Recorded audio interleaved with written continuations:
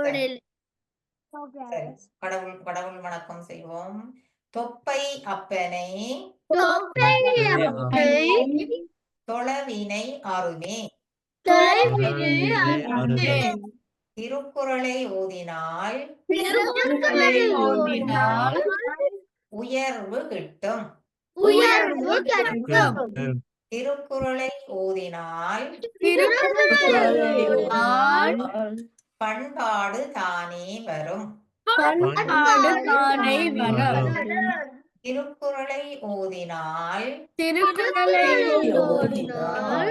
மனமாசு நீங்கும்.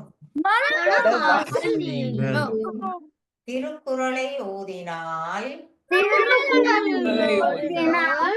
தெய்வ நிலையே அடையலாம்.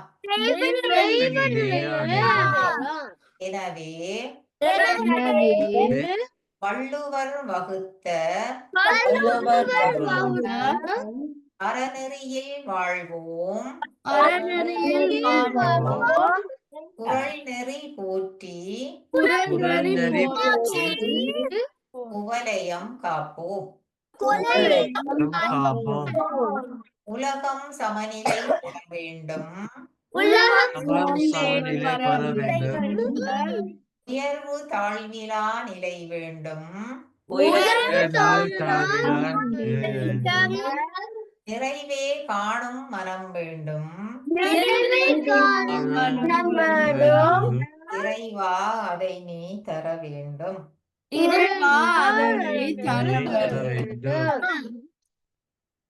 ஓம் சாந்தி.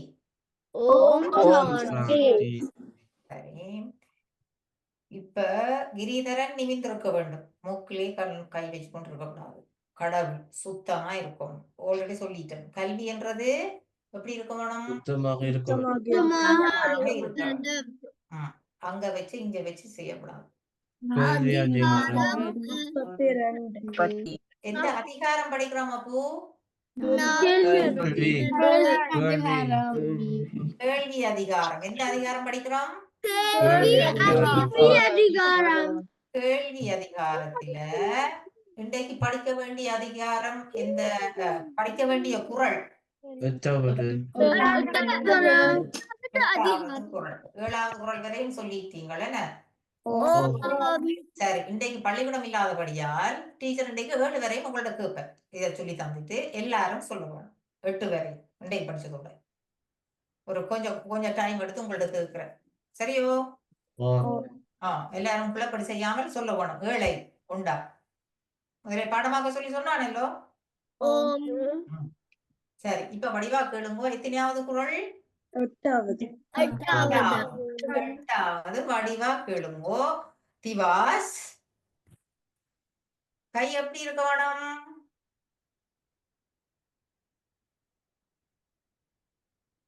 சரியோ? இப்படி இப்படி சரியோ? நிமிர்ந்திருக்கோம். நிமிர்ந்து இதைத்தான் இப்ப இதை பற்றித்தான் இப்ப படிக்க போறோம். இதை பற்றித்தான் வடிவா கேளுங்கோ. கிரிதரன் என்ன டீச்சர் சொன்னவோ? வடிவா கேளுங்கோ. கேட்பினும் கேளா தகையவே கேள்வியால் தோற்கப்படாத செவி. வடிவா கேளுங்க. இதைத்தான் சொல்லப்படுது. இப்ப நீங்க கேட்கிறத பற்றி தான் இப்ப சொல்லப்படுது. திருவள்ளுவர் அப்பவே சொல்லி இருக்கிறார். வடிவா கேளுங்கோ.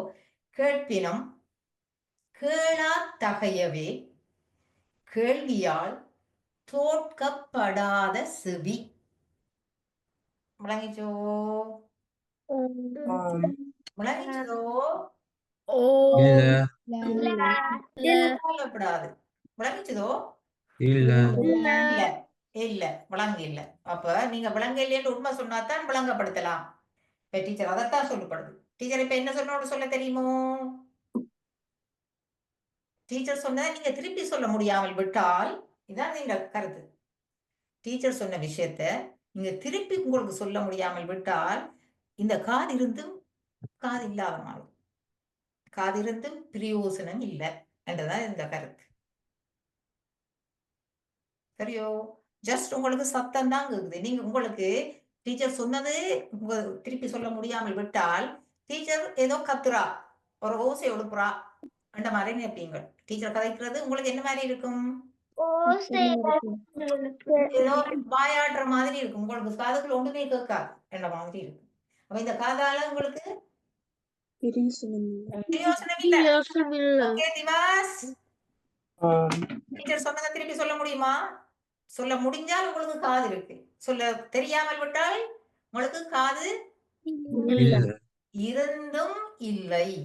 காது இருந்தும் அந்த காதால எங்களுக்கு பிரயோசனம் இல்லை என்றால் காது இல்லையென்றே கண்டுகொள்ளலாம். காது இல்லையென்றே நாங்க நினைச்சு கொள்ளலாம் இல்லையோ? இதுதான் இது இந்த கருத்து. வடிவா இனி சொல்லுன்னு கேளுங்கோ. கேட்பினம், உங்களோட காது கேட்கக்கூடிய காதா இருந்தாலும் கேட்பினம் என்றால் என்ன? காதாக இருந்தாலும் கேளா தகையவே என்றால் என்ன? இப்ப நல்ல விஷயங்களே கேட்காத மாதிரி தான். கேள்வியால் தோற்கப்படாத செவி என்றால் என்ன? ஒருவருக்கு காது இருந்தும் அவர் அந்த காதால நல்ல அறிவுள்ள விஷயங்கள் டீச்சர் சொல்லித்தரைக்குள்ள நீங்கள் கேட்காமல் விட்டால், அதை திருப்பி உங்களுக்கு சொல்ல முடியாமல் விட்டால் உங்களுக்கு இந்த காது இருந்தும் பிரயோசனம் இல்லை. அப்ப நாங்கள் காது இல்லாத என்றுதான் சொல்லலாம். காது இல்லாத ஆட்கள் என்றுதான் சொல்லலாம். அப்ப அப்படி இருக்கலாமா நாங்கள்? அதாவது உங்களுக்கு காதுக்குள்ள போகல. டீச்சர் சொன்ன விஷயம் காதுக்குள்ள முளைச்சோ. அப்ப கேட்பினும் என்றால் என்ன? உங்களோட காது கேட்கக்கூடிய காதா இருந்தாலும் கேட்காத காது என்றால் என்ன சொல்றது? கேளாத காதை என்னன்னு சொல்றது? பிரெஞ்சுல என்ன சொல்றது?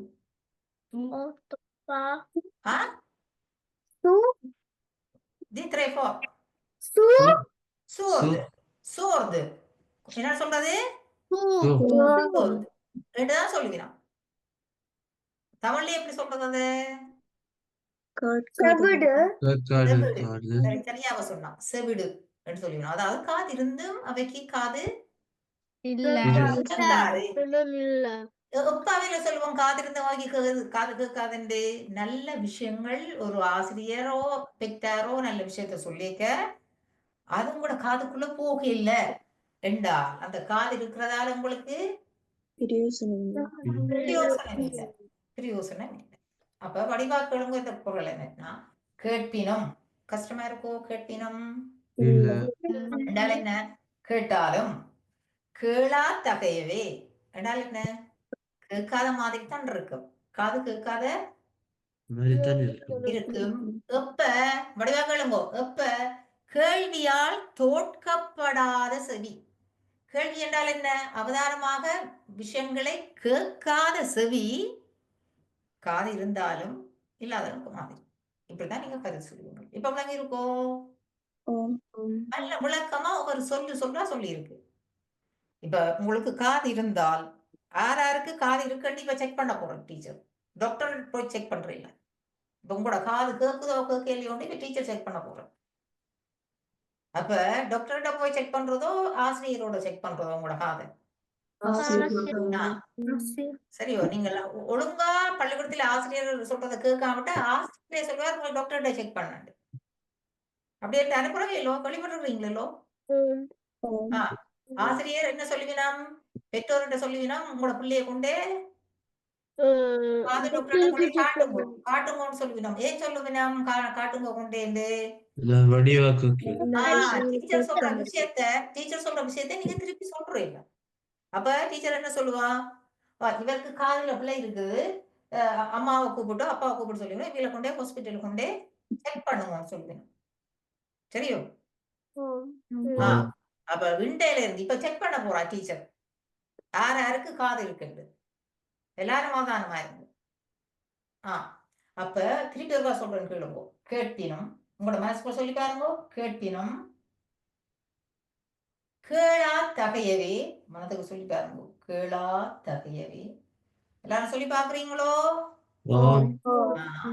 கேள்வியால்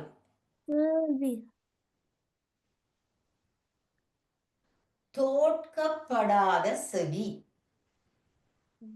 தோற்கப்படாத செவி. நீங்களோட வாயில சொல்லாம மியூட் பண்ணி போட்டு பிறகு சொல்லி பார்க்கலாம். சரியோ? ஓம் ஓ, இப்ப டீச்சர் செக் பண்ண போறான். அதான் சொல்றது, ஆசிரியரும் வைத்தியரும் ஒருவருக்கு முக்கிய பிரதானமான ஆட்கள். வடிவாக்க எழுதுவோம். வடிவாக்க எழுதுவோம். உங்களோட வாழ்க்கையில முக்கியமான 2 பேர். நீங்கள் வளர்ந்து வர்றதுக்கு, நீங்கள் அறிவுள்ள நல்ல பிள்ளைகளா வாழறதுக்கு 2 பேர் உங்களோட வாழ்க்கையில முக்கியம். ஒன்று யார்? ஆசிரியர் ஆசிரியர். 2வது யார்? டாக்டர் வைத்தியர். வைத்தியர் வைத்தியர். அப்பா அம்மா உங்களை வளர்க்கிற பெத்து வளர்க்கிற கடமை. அவையில உங்களை அறிவாளி ஆக்குறது யாருடைய கடமை? ஆசிரியர் ஆசிரியருடைய கடமை. உங்களை அறிவாளிகளாக ஆக்குவது யாருடைய கடமை? ஆசிரியருடைய கடமை. ஆசிரியரை கொண்டே காட்டுறது யாருடைய கடமை? வைத்தியர் No, no. உங்களை பேரண்ட்ஸ் யாரும் சொல்லுங்க. பேரண்ட்ஸ் அம்மா அப்பா தெட்டார் தெட்டார். பெற்றார் சரியோ? உங்களை அறிவாளி ஆக்குறது யார்? ஆசிரியர் ஆசிரியர். அந்த ஆசிரியர் ஆசிரியர் உங்களை கூட்டிக் கொண்டு போய் காட்டுறது யார்? பெற்றோர் பெற்றோர். சரியோ? உங்களுக்கு நோய் வந்தால் உங்களோட நோயை தீர்க்கிறவர் யார்? வைத்தியர் வைத்தியர். அதாவது உங்களோட வாழ்க்கையில உங்களுக்கு என்ன வேணும்? அறிவு வேணும். நீங்க வாழ்க்கையில எல்லாரோடையும் சேர்ந்து வாழணும். உங்களுக்கு என்ன வேணும்? முதலாவது அறிவு. பிறகு முதலாவது வேணும் உடல் ஆரோக்கியம். முதலாவது என்ன வேணும்? ஆரோக்கியம்.